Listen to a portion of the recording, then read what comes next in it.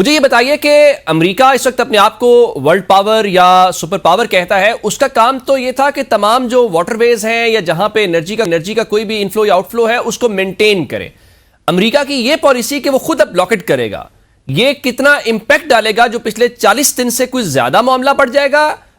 ये क्या पॉलिसी है, इसमें से क्या अचीव क्या करना चाहता है अमेरिका? अमेरिका से ज्यादा आई थिंक हमें कहना चाहिए Trump, we should call it out, क्योंकि वो उन्हीं की पॉलिसीज है ना जो अमेरिका फॉलो कर रहा है। और इस खतरनाक हद तक वो चले गए हैं अपनी पॉलिसीज में।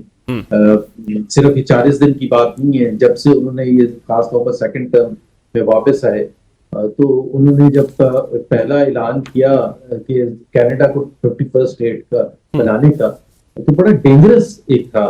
हमने सेकंड वर्ल्ड वॉर के बाद कभी कोई लीडर ऐसे नहीं देखा था जो इतना खुल के इजहार करे, और वो भी कनाडा जैसे मुल्क की जिसने कुछ भी नहीं किया, ना न्यूक्लियर, ना दहशत गर्दी, ना कुछ और चीज। तो जब उस पर उसकी नजरें हो सकती हैं, तो बाकी तो वेनेजुएला और ईरान वगैरह तो जाहिर सी है।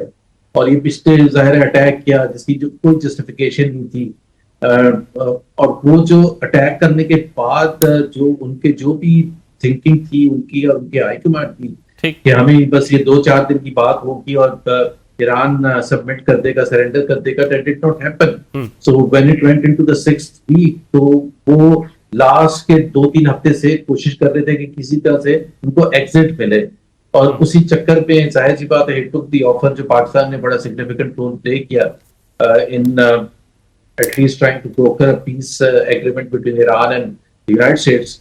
वो जो ट्रम्प की थिंकिंग थी, मुझे तो खैर मैंने इजहार नहीं किया था पब्लिकली, बट मेरे असेसमेंट से वो नहीं होना था।